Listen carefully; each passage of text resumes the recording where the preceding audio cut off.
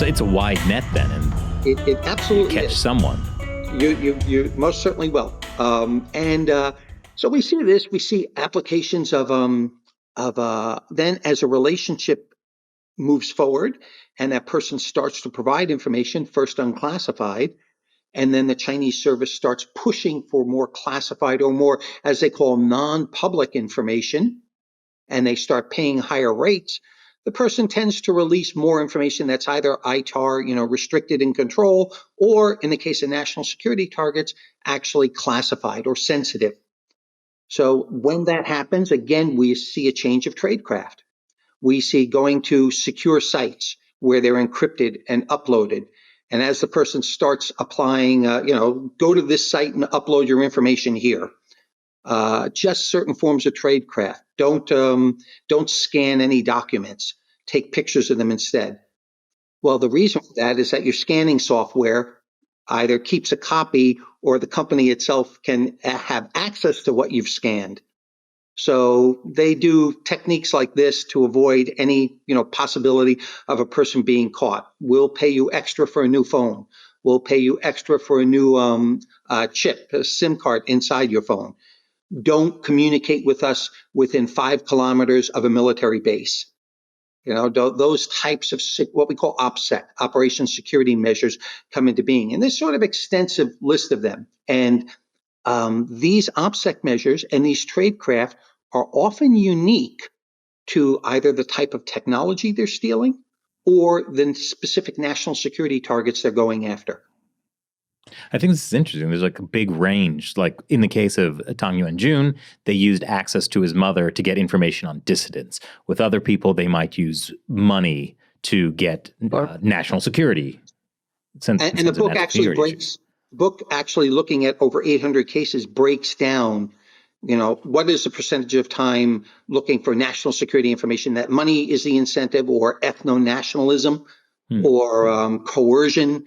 And it actually breaks down. I developed a new acronym to explain this, which I call BEWARE, which is business incentives, ethno-nationalism, wealth, academic advancement. Okay, because I've actually watched. I'll bring back this information, but I want an associate professorship. No, we'll give you an assistant professorship. No, I want an associate. So academic advancement, because in that historic Confucian society, scholars stand currently in China. Scholars stand very highly. So academic advancement is used as a barter, for conducting espionage against, in universities. Repression, or which is primarily used against Chinese abroad. So that's just threats, basically. Right. That's actually threats. Yes. And emotions. What we find in some number of cases, people have gone back 20 years with someone, and there's a friendship that they've had over time, or a person has a professor that was a mentor for them. And that person in China reaches out and says, will you get this for me? So depending on what the target is, the collection target, these motivations differ. So it's interesting how they manipulate relationships. So like say you had developed this relationship with someone over the years. Say you worked on a show on YouTube together for a number of years, and you think you can trust them, but really they're playing the long game. And we have seen that as well. And in fact, the long game for Chinese intelligence is uses the phrase "chendiyu," or the translation of it was like bottom sinking fish, or fish on the bottom of the ocean. And that's a long-term asset that's put in place, right? We don't expect anything for the first few years. Put this asset in place and they will develop over time.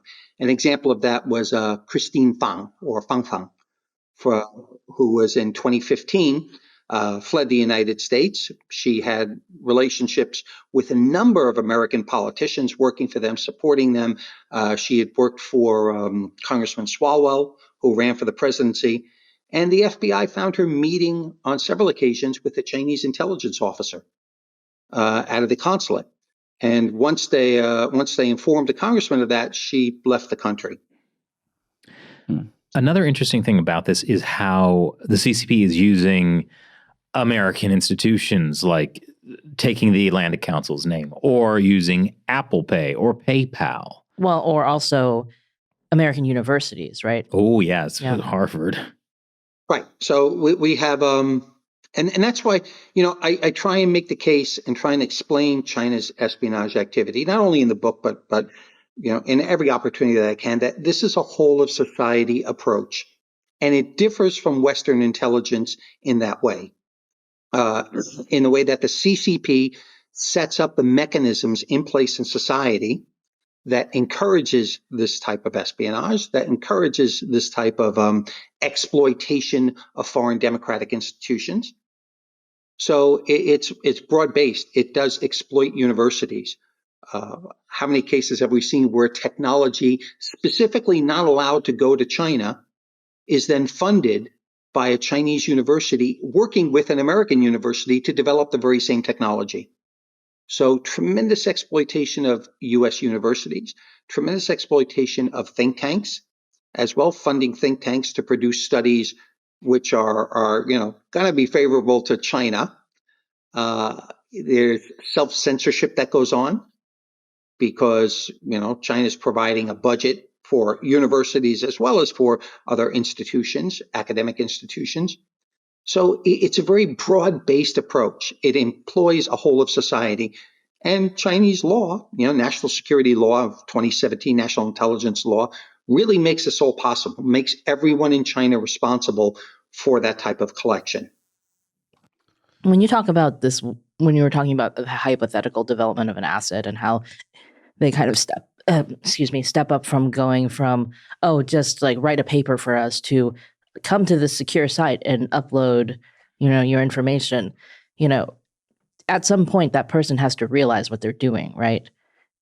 I think in some of these cases, people have come out and been like, well, like trying to use this, like, I was just ignorant type of defense. Like, how likely is that? Well, the good thing, as far as law is concerned, is law doesn't care if you're ignorant about it or not. Right? Law just, well, you did it. Sorry if you were ignorant about it, but you weren't supposed to take classified information out. A good case officer, and that's the intelligence officer running that type of operation, slides that person into a transition where it's barely noticeable. Inside their own minds, it's noticeable. There's a point where they say, hey, I shouldn't be doing this. But by that time, they've already provided so much information. They've already been paid for it. They're actually tracked. And that's the key thing to do this kind of smoothly and get that person addicted to the money that they're getting so that, they know they're providing classified information, once they get to that point. But they've already accepted money. They've been doing it for X number of months, so there's no turning back for them. That's the point. They can't turn around and say, no, I'm not going to do this anymore. Well, you've already been providing us information for a year. We may release that to your office. So they're trapped at that point. That was just one clip from our hour-long podcast. I invite you to watch the whole thing at our community platform, ChinaUncensored.tv. You get full interviews, audio downloads, plus exclusive live streams, and lots more stuff. So go to ChinaUncensored.tv and subscribe. I'll see you there.